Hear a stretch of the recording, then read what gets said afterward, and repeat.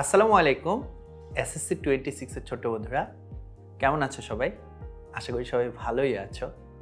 So তোমাদের কিন্তু already pre test শেষ হয়ে গিয়েছে, তাই না?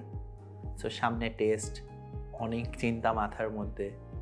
প্রথম হচ্ছে এত বড় একটা এক্সামে বসবা, ঠিক আছে, যেটার রেজাল্ট কি সারা জীবন তোমাদের উপর এফেক্ট ফেলবে। এই রেজাল্ট, এসএসসি রেজাল্ট দিয়েই কিন্তু তুমি কি একটা ভালো কলেজে চান্স পাবা।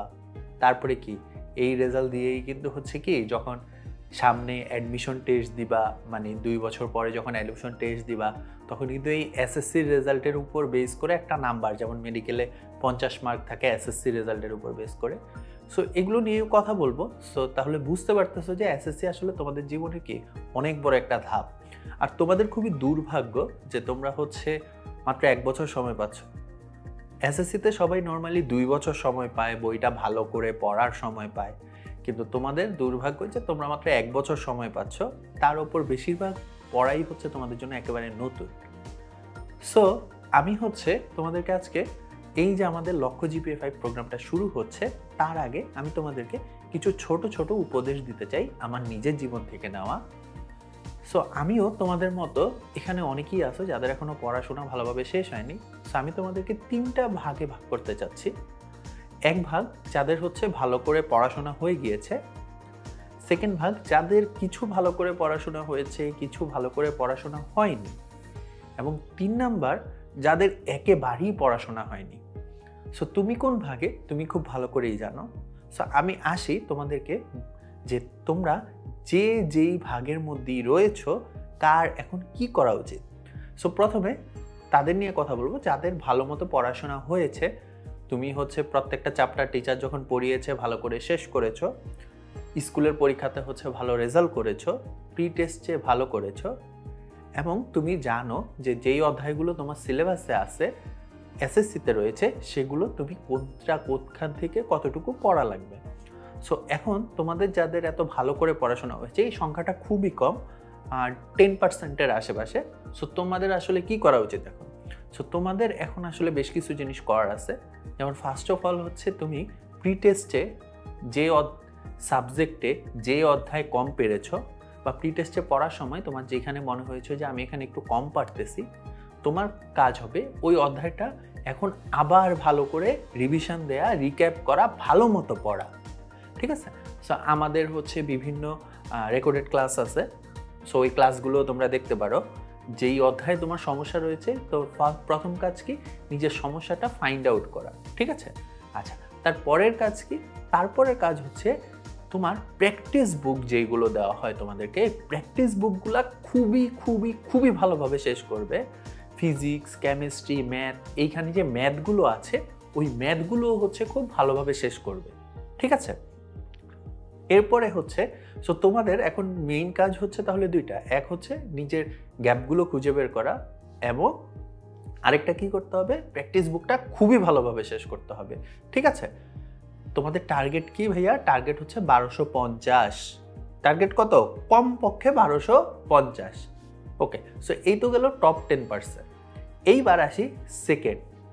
এদের সংখ্যাটা সবচেয়ে বেশি, অ্যারাউন্ড 60%, যাদের পড়াশোনা কিছুটা হয়েছে, কিছুটা হয়নি, কিছু অধ্যায় খুবই ভালো পারো, কিছু অধ্যায় মোটামুটি পারো। সো তোমার মোটামুটি 50-60% সিলেবাস শেষ হয়েছে। এদের সংখ্যা সবচেয়ে বেশি, যে তুমি একটা অধ্যায় পারো কিন্তু খুব ভালো করে পারো না, আবার খুব খারাপও পারো না। সো সৃজনশীল আসলে হয়তো লিখতে পারবা, 10-এ 7 পাবা, 8 পাবা, কিন্তু 10-এ 9 পাবা না। সো এদের সংখ্যাটাই সবচেয়ে বেশি। সো তোমাদের কাজ হচ্ছে, এলজিপিএতে তো ক্লাস সবাই করবে, এলজিপিএতে যখন যে অধ্যায় পড়ানো হবে ওই দিন ওই অধ্যায়টা তার খুবই ভালোভাবে শেষ করা, খুবই ভালোভাবে শেষ করা। সো টিচাররা বেশিরভাগ ক্ষেত্রে চেষ্টা করব আমরা এলজিপিএতে হচ্ছে যে অধ্যায় পড়াবো খুব ভালো করে সব রিক্যাপ করার। সো তোমাদের কাজ হবে টিচারদের সাথে সাথে তোমার ভালোভাবে অধ্যায়টা শেষ করা। তাহলে তোমার একটাই কাজ, আমি এর আগে বলেছি ওদের 2টা কাজ, কিন্তু তোমাদের একটাই কাজ, সেটা হচ্ছে এলজিপিএতে টিচার যে অধ্যায় যেভাবে পড়াবে ওই অধ্যায়টা খুবই ভালো করে শেষ করা। এবং টেস্টের আগে হয়তো আমাদের সিলেবাস শেষ হবে না, মানে আমরা এলজিপিএতে শেষ করতে পারবো না, আমরা তো অলরেডি একবার সিলেবাস শেষ করে ফেলেছি। সো সো এলজিপি এটা হচ্ছে আমাদের রিভিশন প্রোগ্রাম।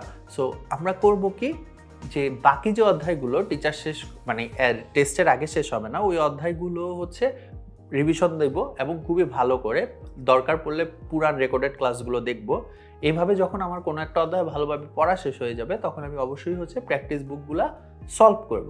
ঠিক আছে, প্র্যাকটিস বুক সলভ করলেই হচ্ছে মোর দ্যান এনাফ। অবজেক্টিভ আছে, মানে এমসিকিউ, সিকিউ, এইগুলা সলভ করতে পারলেই তোমাদের জন্য মোর দ্যান এনাফ। সো তোমাদের ভয় পাওয়ার কোনো কারণ নাই। আমিও হচ্ছে আমার এসএসসিতে সবচেয়ে ভালো করে পড়াশোনা করেছিলাম শেষের 3 মাস ভালো করে পড়াশোনা করে, মানে টেস্টের পরে 3 মাস ভালো করে পড়াশোনা করে আমি গোল্ডেনও পেয়েছি। গোল্ডেন মানে সব সাবজেক্টে A+। তার উপর আমি নর্ডেম কলেজেও ছিলাম। আমি নর্ডেম কলেজে গ্রুপ 1-এ ছিলাম। তোমাদের মধ্যে এখানে অনেকেই নর্ডেম কলেজে চান্স পাবা, তারা জানবা যে নর্ডেম কলেজের সেরা গ্রুপ হচ্ছে গ্রুপ 1। ঠিক আছে, সো 3 মাস পরেও খুবই ভালো করা সম্ভব। আমিও তোমাদের দলেই ছিলাম, আমার কিছু পড়া ছিল, কিছু পড়া ছিল না। সো এই 3 মাস ভালো করে পড়াশোনা করে, একেবারে ভালো করে পড়াশোনা করে, রেগুলার এক্সাম দিয়ে, অবশ্যই কি এক্সামগুলো রেগুলার দিতে হবে। আমরা অনেকেই এক্সাম দিতে ভয় পাই, কিন্তু এক্সাম দিতে যদি তুমি ভয় পাও, তাহলে হচ্ছে তো তুমি নিজের গ্রোথটা বুঝতে পারবে না যে তোমার আসলে কি পড়া হয়েছে। তোমার কাছে মনে হচ্ছে যে তোমার পড়া হয় নাই, কিন্তু তুমি একটা পরীক্ষা দিলে, তুমি হচ্ছে ধরো 20-এ 18 পেলে বা 17 পেলে, তার মানে তোমার পড়া হয়েছে, বাট তোমার কাছে মনে হচ্ছে পড়া হয়নি। আবার কোনো কোনো অধ্যায় দেখা যাবে তোমার কাছে মনে হচ্ছে পড়া হয়েছে, কিন্তু তুমি যখন এক্সাম দিবা, দেখা গেল তুমি পাচ্ছ হচ্ছে 10-এ 12, 20-এর মধ্যে 12, 13। হ্যাঁ, সো তার মানে তোমার পড়া হয়নি। সো আমাদের পড়া, কোনো একটা অধ্যায় পড়া হয়েছে নাকি এটা বুঝতে হলে আমাদের অবশ্যই কি করতে হবে, এক্সাম দিতে হবে। ঠিক আছে, আচ্ছা, এইবার আমরা চলে আসি একবারে শেষ, যাদের আসলে কিছুই পড়াশোনা হয়নি, অবস্থাও খুব একটা ভালো না। সো তোমাদের এই 3 মাস জীবন দিয়ে দিতে হবে। রেগুলার কমপক্ষে 8 থেকে 10 ঘন্টা পড়তে হবে, ভালো করে পড়াশোনা করতে হবে, রেগুলার এলজিপি এর ক্লাস করতে হবে। ক্লাস করার সাথে সাথে ভাইয়ারা যা পড়াচ্ছে ওগুলো ভালো করে বইয়ে মার্ক করতে হবে, খাতায় লিখতে হবে, প্র্যাকটিস বুকগুলো সলভ করতে হবে। ঠিক আছে, সো তোমাদের কিছুই হারায় যায়নি। এখনও ঠিকমতো পড়াশোনা করলে A+, নর্ডেম কলেজ, তোমরা যে এলাকাতে আসো ওই এলাকার সেরা কলেজে চান্স পাওয়া খুবই ইজি, পসিবল, সম্ভব।